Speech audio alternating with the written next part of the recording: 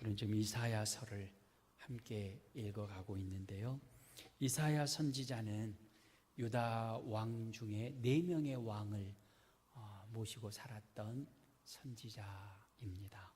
그래서 우시야, 요담, 아하스, 히스기야 4명의 왕이 이사야가 살던 시대에 바뀌게 되어집니다. 왕이 그렇게 자주 바뀌었으니까 너무너무 당연하게 정치가 불안정했을 것입니다. 정치가 불안정하면 사회, 문화, 경제 모든 부분들도 다 휘청휘청하고 어렵고 힘든 일이 계속 반복되어지는 것은 당연한 일이지요. 이렇게 정치와 종교가 안정되지 못하고 어수선하던 시대에 하나님께서는 아모스의 아들 이사야를 선지자로 부르시고 하나님의 경고의 메시지를 선포하도록 그에게 말씀을 주십니다. 그런데 그 말씀을 증거해도 백성들이 듣지를 않습니다. 아무리 선지자가 하나님의 말씀을 선포하고 가르쳐도 들을 때뿐 그 말씀을 마음에 새기는 그런 백성들이 없었습니다. 그래서 2절 말씀에 보면 하늘이여 들으라, 땅이여 귀를 기울이라 라고 탄식하고 하나님 앞에 호소를 하고 있습니다. 하나님이 백성들을 양육하였는데 그 백성이 거역해버렸다. 하나님의 말씀이 들려줘도 그 말씀을 마음에 새기지 아니하고 들을 때뿐 그것은 나와 상관없는 것으로 여기며 귀를 막고 살아가니 하늘이여 땅이여 들어라 라고 하소연을 하고 있는 것이죠. 예수님도 말씀하셨죠. 귀 있는 자는 들을지어다 라고 말씀하십니다. 예수님이 오셔서 3년의 공생의 기간에 하나님 나라의 복음을 증거하고 하나님의 뜻을 가르쳤음에도 불구하고 많은 사람들이 듣지를 못합니다. 들어도 어렵도다 하고 떠나가 버리고요. 이 말씀은 내가 들을 말씀이 아니고 아무개가 듣고 적용해야 되는데 라는 생각으로 귀를 닫아 버리고 말았습니다. 그래서 예수님이 귀 있는 자는 들으라. 그러니까 귀를 가지고 하나님의 말씀을 듣는 사람은 복된 자다라는 것이죠. 성도 여러분들은 들을 귀를 가지셨습니까? 아니면 듣고도 흘려버리는 귀를 가지고 계십니까? 강단에서 선포된 하나님의 말씀이 나와는 상관없는 것, 그렇게 들려지고 그것이 나와 상관없는 것으로 적용이 되어진다면 우리는 들을 귀가 없는 사람인 것입니다. 하나님께서는 오늘 또 나에게 어떤 말씀을 주실 것인가? 내게 주신 말씀으로 듣는 사람이 들을 귀가 있는 복된 사람인 줄로 믿습니다. 이사야 1장 4절에 들을 귀가 없어서 하나님의 말씀을 듣지 않는 사람들에게 이렇게 책망하고 있습니다. 우리 4절 함께 봉독하겠습니다. 슬프다 범죄한 나라요, 허물진 백성이요, 행악의 종자요, 행위가 부패한 자식이로다. 아멘. 생명의 말씀으로 아무리 공고해도 깨닫지 못합니다. 회개하지 못합니다. 그리고 하나님 앞에 나와 제사를 드린다고 하는데 그 제사가 형식적인 제사에 지나지 않습니다. 그래서 하나님께서 그 제사를 받지 않겠다. 그저 마당만 밟고 지나가는 그런 어리석은 발걸음이다 라고 하나님이 책망하십니다. 그렇게 책망하시고서는 오늘 18절에 오라 우리가 서로 변론하자. 책망으로 끝나는 것이 아니라 한번 우리 진솔하게 이야기를 해보자 라고 하나님이 부르십니다. 왜냐하면 용서해 주시기 위해서 그렇습니다. 하나님은 우리를 부르시는데 용서해 주시려고 부르시는 하나님이십니다. 하나님 우리를 부르시면서 가라, 다시는 내 앞에 오지 말아라, 너무나 더럽고 추해서 냄새난다 라고 보내버리시는 것이 아니라 오히려 가까이 오라, 와서 서로 한번 이야기를 깊이 있게 나눠보자 라고 말씀하십니다. 누가 잘못했는지, 어디서부터 잘못되어졌는지 한번 우리 자리에 앉아서, 테이블에 앉아서 한번 이야기를 나눠보자 라고 말씀하십니다. 그런데 이사야 1장, 지난주 수요일 날 살펴봤던 말씀만 보아도 사실은 이미 답은 다 나와 있습니다. 이야기해 볼 것도 없이 유다 지파는 잘못된 죄악으로 가득 차 있습니다. 그 죄가 무엇이냐면 하나님의 은혜 가운데 살면서도 하나님의 그 은혜를 거절해 버린 것이죠. 3절 4절 우리 함께 봉독하겠습니다. 소는 그 임자를 알고 나귀는 그 주인의 구유를 알건만은 이스라엘은 알지 못하고 나의 백성은 깨닫지 못하는도다 하셨도다. 슬프다 범죄한 나라요 허물진 백성이요 행악의 종자요 행위가 부패한 자식이로다. 그들이 여호와를 버리며 이스라엘의 거룩한 일을 만홀히 여겨 멀리하고 물러갔도다. 아멘. 소 나귀보다 못한 자들이다 라는 책망을 들을 수밖에 없는 죄악에 가득 차 있는 자요, 하나님을 만홀히 여기는 그런 존재들이었습니다. 하나님 앞에 예배 드릴 때 마음을 드리고 먼저 그 중심을 하나님 앞에 드려야 되는데 유다는 형식만 갖추고 있어서 짐승보다 못한 삶을 살아가고 있다라는 것입니다. 그래서 12절에 너희가 내 앞에 보이러 오니 이것을 누가 너희에게 요구하였느냐, 내 마당만 밟을 뿐이니라. 헛된 재물을 다시 가져오지 말라. 분향은 내가 가증히 여기는 바다 라고 말씀하십니다.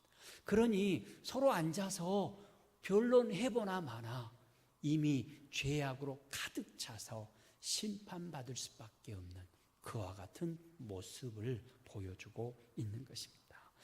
그럼에도 불구하고 하나님께서는 너는 유죄다, 이제는 심판 아래 멸망받을 수밖에 없다라고 말씀하지 아니하시고 다시 한번 기회를 주시는데 오라 우리가 서로 변론하자 말씀하십니다. 이 부르심 속에서 우리는 하나님이 어떤 분이신가를 알 수 있습니다. 하나님은 한없이 자비하신 분이심을 알 수 있습니다. 무한한 자비로운 음성으로 부르시고 또 부르고 계십니다. 그래서 다시 새 출발해보자. 언제까지 그 자리에 머물러 있을 거냐, 다시 돌아보고 새 출발해야 되지 않겠느냐라고 말씀하시는 것입니다. 서로 변론해서 그들의 죄가 발견되면 그 다음에 어떻게 하실까요? 법대로 하자. 하나님이 그러실까? 아닙니다.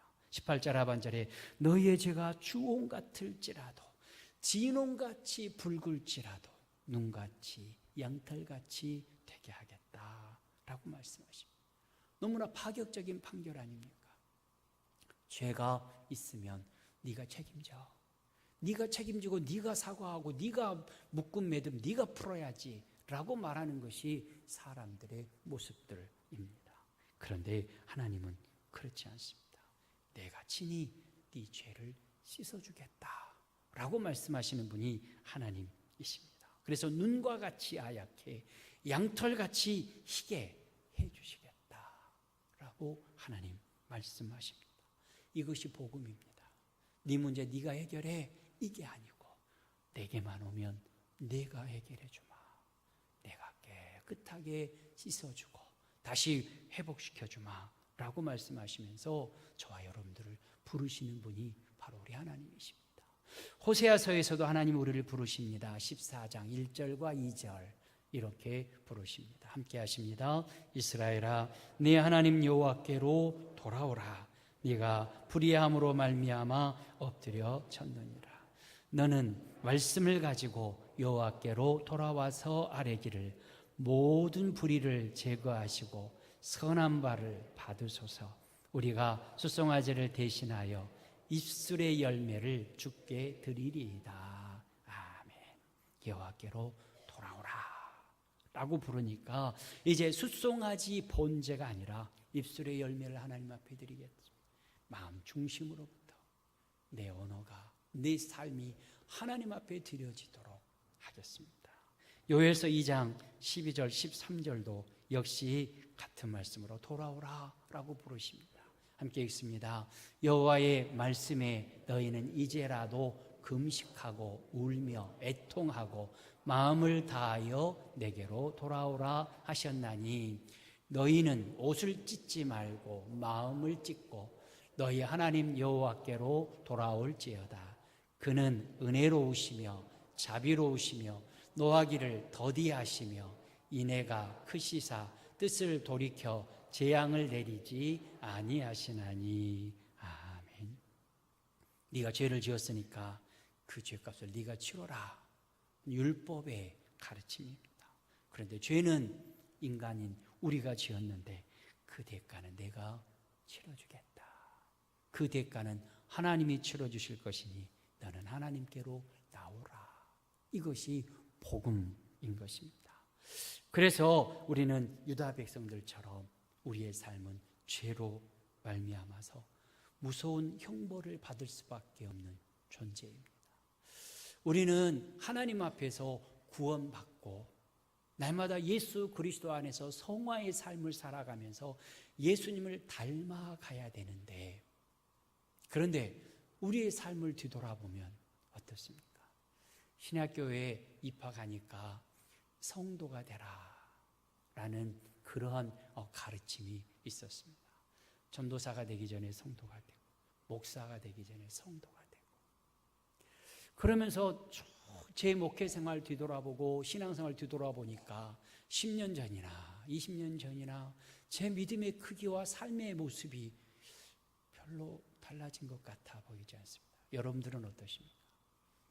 10년 전에 여러분의 삶과 지금 여러분들의 삶은 어떻게 달라지셨습니까?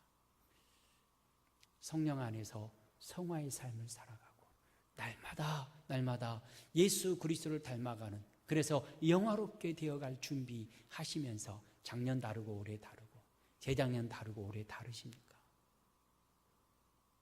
우리는 영적으로 점점 예수님을 닮아가는 것이 아니라 육신적으로 점점 늙어가고 있을 뿐입니다. 그러면서 하나님의 나라에 갈 시간이 가까워져 가지요. 어제 성경 공부 시간에 그런 얘기했습니다. 하나님은 우리를 견인하십니다. 하나님의 나라까지 우리를 견인해 가십니다. 그런데 견인해 가시는데 우리의 삶은 변화가 없습니다. 그런 얘기 나눴습니다.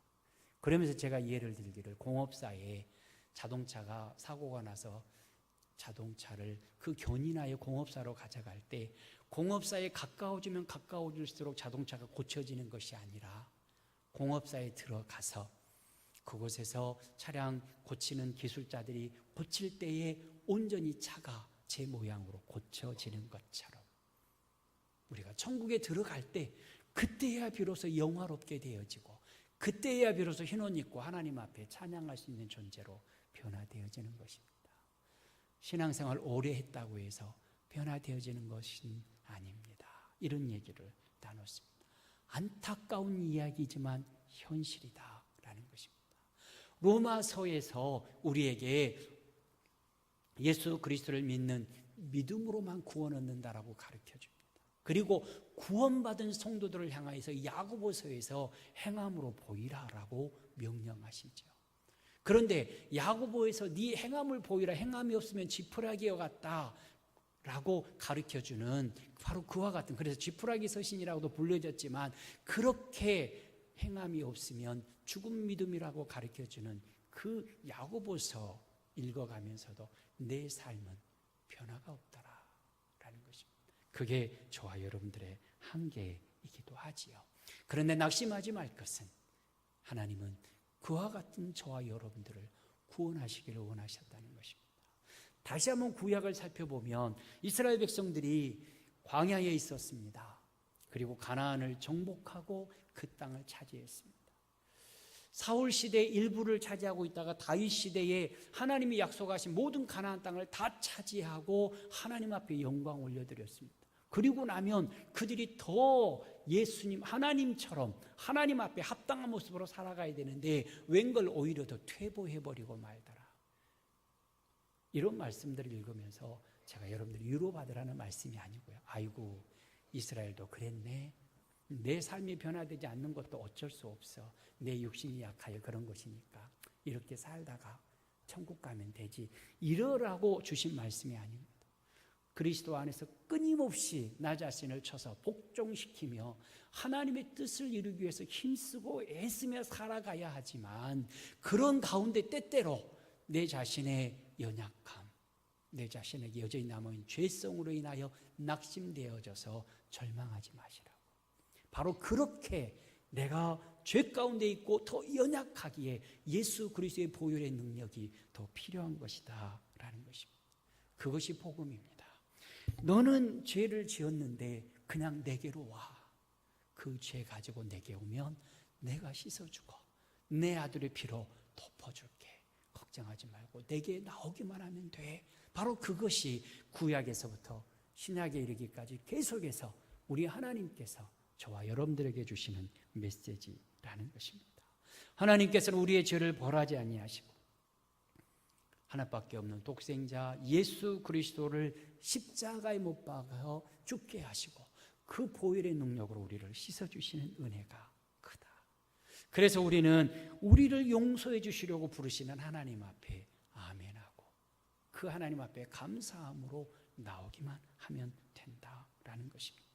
그러면서 오늘 본문에서 우리에게 가르쳐 주시는 하나님은 어떤 분이시냐면 두 번째로 순종하는 자에게 아름다운 소산을 주시는 분이 우리 하나님이신 것을 말씀해 주시고 있습니다. 19절 말씀에 보면 너희가 즐겨 순종하면 땅의 아름다운 소산을 먹을 것이요 말씀하십니다. 우리 신앙생활에 있어서 하나님 앞에서 가장 기본적으로 갖춰야 될 것이 순종하는 것입니다. 그리고 순종할 수 없거든 복종하는 것입니다. 그래서 신앙생활의 기본은 이 두 가지, 순종과 복종, 그것이 우리 가운데 있어야 합니다. 순종은 즐겁게 기쁨으로 따라가는 것이죠.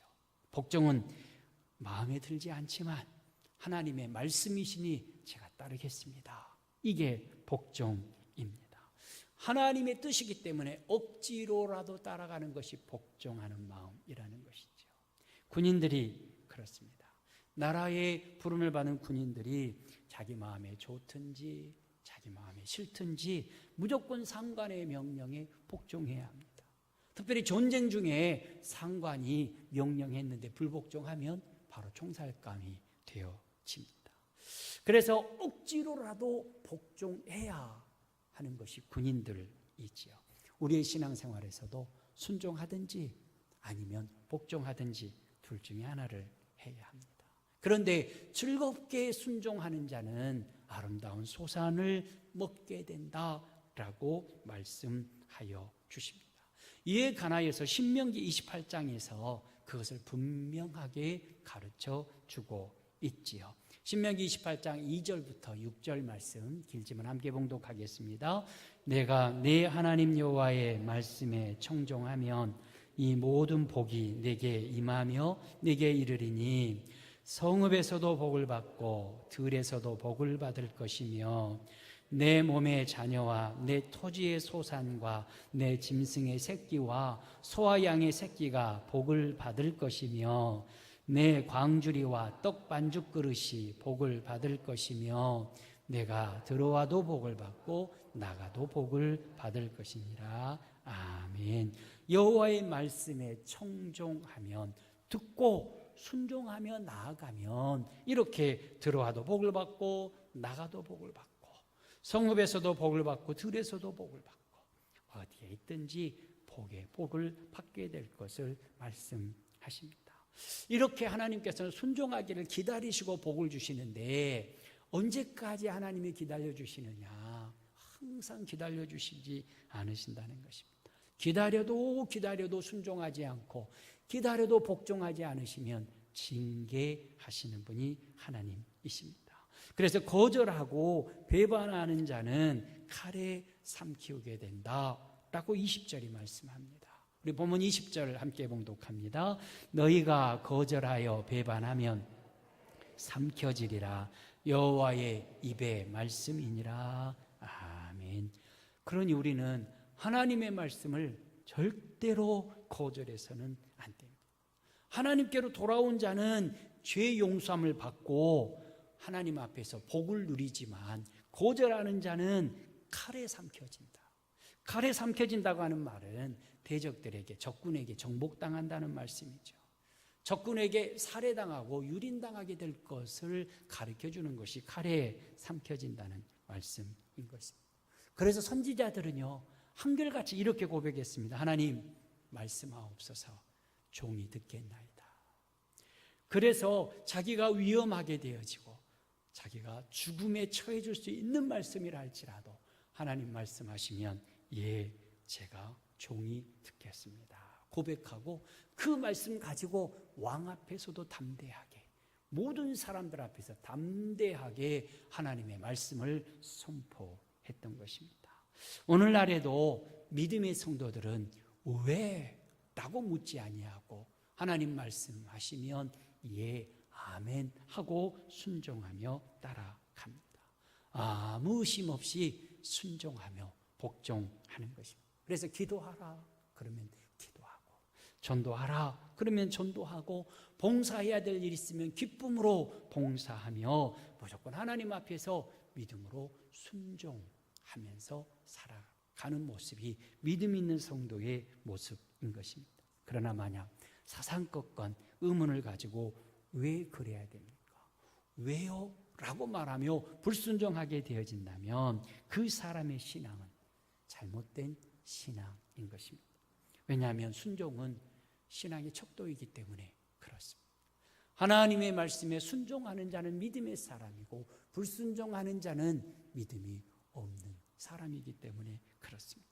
그래서 마음을 다하고 뜻을 다하고 힘과 정성을 다하여서 하나님의 말씀 붙들고 순종할 때에 하나님께서는 역사하시고 은혜를 베풀어 주시는 것입니다. 바로 그렇게 살았던 사람이 아브라함입니다. 아브라함은 하나님의 말씀에 대하여 이의를 제기하지 않았습니다. 상식적으로 이해가 되지 아니하고 순종하면 자기 자신 손에만 있는 이삭을 번제로 드리라고 하는 하나님의 그 말씀에도 하나님 왜요? 왜 그래야 됩니까? 이해가 되지 않습니다. 나를 좀 설득시켜 주십시오 하지 않았습니다. 그래서 히브리 11장 8절에 믿음으로 아브라함은 부르심을 받았을 때에 순종하여 그랬습니다. 순종하여서 갈 바를 알지 못하고 갔습니다. 이삭을 번제로 드리라 할 때도 아멘 하고 그 다음날 새벽 일찍 아들과 함께 모리아 땅으로 출발했습니다. 그래서 우리는 아브라함을 믿음의 조상이라고 부르는 것입니다. 모세도 순종하였습니다. 물론 저는 말을 못합니다. 왜 제가 가야 합니까? 라고 하나님 앞에서 변론하기도 했지만 그러나 그가 순종의 걸음을 걷기 시작한 그 이후부터는 그는 하나님의 뜻에 온전히 순종하고 홍해 향해서 손을 내밀어 기도하고 홍해가 갈라지는 기적을 경험할 정도 그는 순종의 사람이었고, 또 쓴물이었던 마라에 나무까지 던져서 단물 되게 하라고 하시는 하나님의 뜻에 순종할 줄 아는 사람이었습니다. 여호수아도 순종을 통해서 모세의 뒤를 이어 후계자가 되었고요. 기드온도 순종을 통하여서 전쟁에 큰 승리를 가져올 수 있었습니다. 다윗도 역시 순종을 통하여서 통일 왕국의 왕이 되어져서 하나님 앞에 영광을 올려드릴 수 있었던 것이죠. 이처럼 믿음의 사람들은 순종했습니다. 아니요, 왜요? 라고 말하지 아니하고 하나님의 말씀에 순종하고 아멘했던 사람들, 그래서 그들을 향해서 믿음의 사람들이다 라고 인정해 주신 것입니다. 그래서 우리는 하나님 내 안에 순종하는 믿음을 주옵소서. 어찌 되었든지 하나님이 주신 말씀, 성경이 말씀하시면 아멘하며 순종하며 달려갈 수 있도록 내게 큰 믿음 주옵소서. 기도하고 순종의 사람이 되어지시기를 주의 이름으로 축원합니다. 그리고 세 번째로 우리 하나님은 어떤 분이실까? 처음과 같이 회복되기를 원하시는 분이 바로 우리 하나님이십니다. 우리의 신앙생활에 연륜이 오래될수록 하나님을 향한 처음 믿음, 처음 사랑이 식어질 가능성이 더 많아지고 쉽게 잊어버리기도 합니다. 신앙생활은 하나님의 나를 향하신 크신 사랑 앞에 감사하여 나도 하나님을 사랑합니다 라는 이 사랑의 관계가 있을 때에 신앙생활이 하나님 앞에서나 사람들 앞에서나 인정받고 칭찬받는 신앙생활이 되어질 수 있습니다. 그냥 하나님의 크신 사랑이 신앙생활의 동기가 되어야 한다는 것입니다. 만약에 신앙생활이 자기 만족을 위해서 신앙생활을 한다거나 신앙생활이 습관적이 되어서 형식적이 되어버린다면 그때부터는 이제 우리의 신앙은 처음 사랑 사라져버리고 처음 받았던 그 믿음의 역사도 식어져 버릴 수밖에 없습니다. 그렇게 하나님을 사랑하는 열심히 식어져 버린 사람이 드리는 예배는 지루할 뿐입니다. 오늘따라 설교가 기네, 목사님 사족이 많은데 라고 생각하면서 예배가 지루해질 뿐입니다. 하나님을 사랑하는 사랑이 없는 봉사는요, 버거운 일이 되어버리고 맙니다. 사랑이 없으면 원망, 불평, 질투, 짜증, 그리고는 피곤함이 순식간에 몰려올 수밖에 없는 것입니다. 그렇기 때문에 우리의 신앙생활은 하나님을 사랑하는 그 사랑이 내 안에 가득할 때 그 신앙생활이 행복하고 그 신앙생활이 다른 사람에게도 은혜가 되어지고 덕이 되어지는 것입니다. 그런데 우리는 시간이 지나감에 따라서 하나님을 사랑하던 사랑이 점점 식어져서 냉랭하게 되고 형식적인 신앙이 되기가 참 쉽습니다. 그러다 보니까 예배 시간에 기도, 찬양, 말씀, 봉사 이 모든 것들이 다 부담이 되어버리고 만다는 것입니다. 그래서 하나님께서는 처음과 같이 회복되어져야 된다라고 말씀하십니다. 오늘 본문의 유다 백성들이 그리고 그 예루살렘 성읍이 처음 마음을 잊어버렸습니다.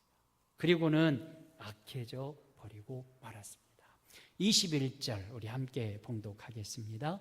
신실하던 성읍이 어찌하여 창기가 되었는고, 정의가 거기에 충만하였고 공의가 그 가운데 거하였더니 이제는 살인자들 뿐이로다. 아멘. 하나님에 대한 처음 사랑이 식어버렸습니다. 그랬더니 그 예루살렘 성이 하나님을 향하여 찬양이 가득했고 하나님께 영광 돌려드리는 사람들이 모여서 번제와 화목제를 드리며 하나님을 만난 기쁨으로 충만했던 그 성읍이 창기같이 되어버렸다 라고 탄식하십니다. 예전에는 예루살렘 성읍에 정의가 가득했고 공의가 가득해 넘쳤는데 이제는 살인자들의 성읍이 되어버리고 말았다. 그러니 예루살렘이 얼마나 삭막하고 서로를 미워하고 질투하고 어떻게 하면 하나라도 더 빼앗을까 가득한 살인자들 뿐이 남지 않게 되었다라는 것입니다. 왜 그렇게 되었냐? 그 이유가 다름이 아니라 하나님에 대한 처음 사랑이 사라져버렸기 때문에 그렇습니다. 그리고 거기에 돈 많은 사람, 권력 있는 사람들의 비율을 맞춰야 그래도 떡고물이라도 얻어먹고 돈이라도 어떻게 얻어볼 수 있겠다라는 생각으로 권력에 불붙는 사람들이 하나둘 생겨나기 시작하자 그이 되어버리고 만 것입니다. 그것을 23절에서 이렇게 말씀하십니다. 함께 봉독합니다. 내 고관들은 패역하여 도둑과 짝하며 다 뇌물을 사랑하며 예물을 구하며 고아를 위하여 신원하지 아니하며 과부의 송사를 수리하지 아니하는도다. 어떻습니까? 돈이면 다 되는 세상이 되어버리고 말았습니다. 여호와 하나님 중심의 신앙생활이 아니라 돈이 있는 곳에 돈을 따라가는, 요즘 우리들로 말하면 기복신앙, 돈만 차지하면 다 된다라는 생각으로 그렇게 물들어 버리고 말았다는 것입니다. 그래서 이사야가 하나님의 말씀을 통하여서 창기 수준하고 똑같다, 살인자들만 가득한 곳이다 라고 또 탄식하고 있는 것입니다. 그런데 그렇게 탄식만 하고 끝난 것이 아니다. 오라, 우리가 서로 변론하자 라고 부르고 계신 것입니다. 죄는요, 우리 인간을 병들게 합니다. 죄의식과 죄책 같은 것들은 우리의 인간의 기쁨을 뺏어가 버리죠. 평강도 빼앗아가 버립니다. 그렇기 때문에 그 죄에 대한 문제를 우리는 해결해야 합니다. 죄의 문제를 해결하지 못하면 한없이 낙심의 자리로 떨어져 버리고 말기 때문에 그렇습니다.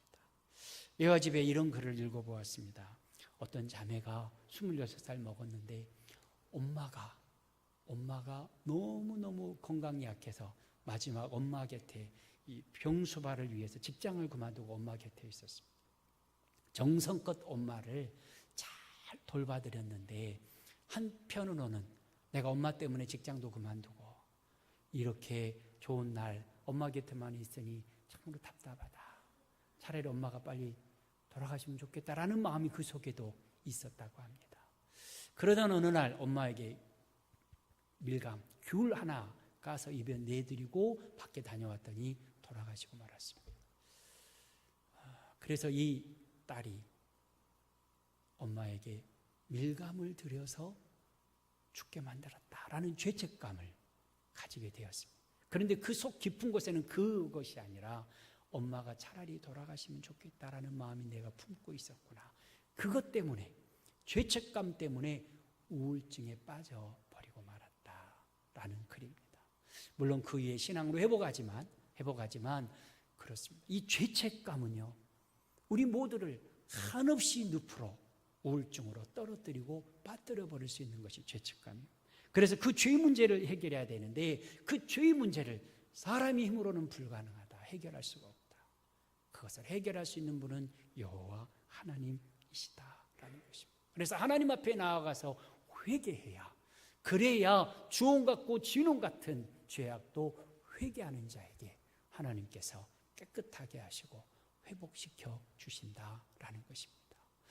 그 예화책에 또 하나가 있었습니다. 한 번은 마귀가, 이건 진짜 만들어낸 얘기죠. 마귀가 천국에 올라가려고 했답니다. 그러다가 천사의 제지를 받았는데요, 사탄이 이야기하더랍니다. 저 사람은 나보다 더 많은 죄를 지었고 나는 딱 한 번 죄를 지었는데 나는 왜 천국에 못 들어가고 나보다 더 많은 죄를 지은 저 사람은 천국에 들어갈 수 있느냐라고 항변을 했습니다. 그러니까 천사가 저 사람들은 죄를 많이 지었는데 그 죄를 지을 때마다 회개했다. 근데 너는 딱 하나 죄를 지었는데 아직도 회개하지 않았잖아 라고 말했다고 합니다.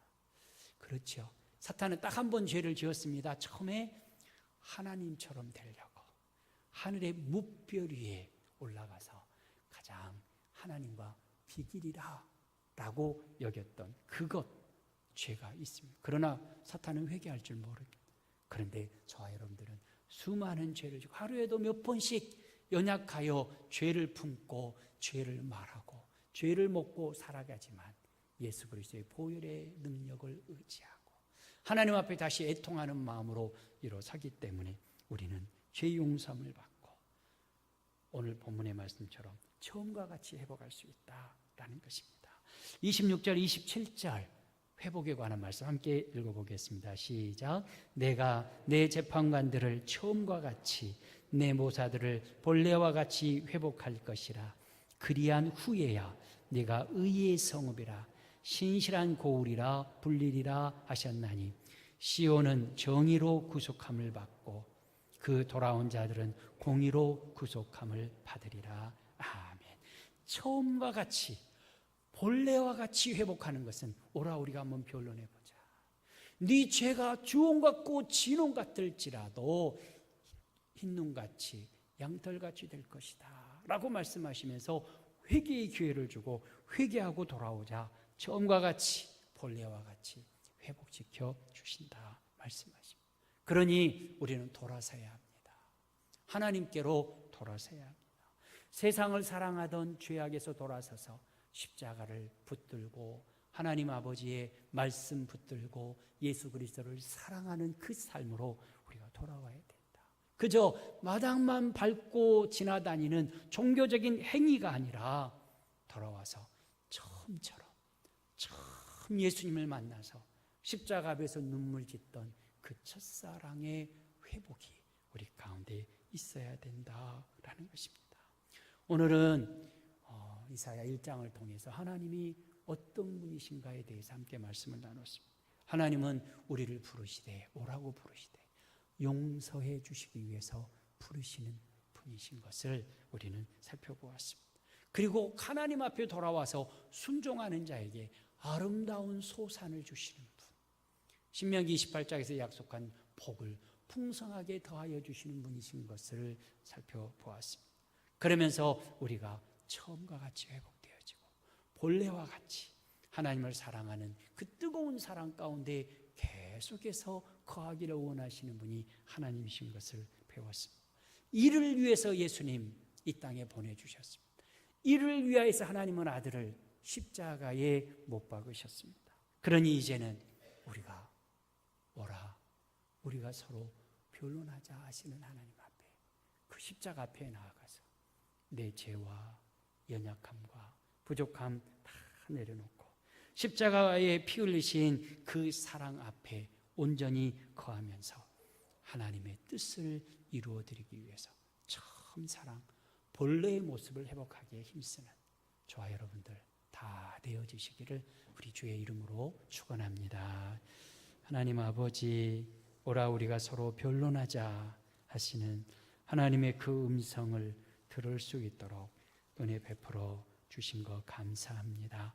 용서해 주시려고 부르시고 순종하는 자에게 아름다운 소산을 주시려고 부르시는 그 하나님 앞에서 처음과 같이 회복될 수 있도록 도와주시고 본래와 같이 십자가 앞에서 온전히 거하는 믿음의 용사들이 다 될 수 있도록 인도하여 주옵소서. 하나님 앞에 11조를 드리고 감사의 예물을 드리며 성교 예물을 드리는 손길들이 있습니다. 하나님께서 한 사람 한 사람 붙잡아 주시고 은혜에 은혜를 더하시고 풍성한 꼴과 실만한 물가로 늘 인도하여 주옵소서. 예수님의 이름으로 기도하옵나이다. 아멘.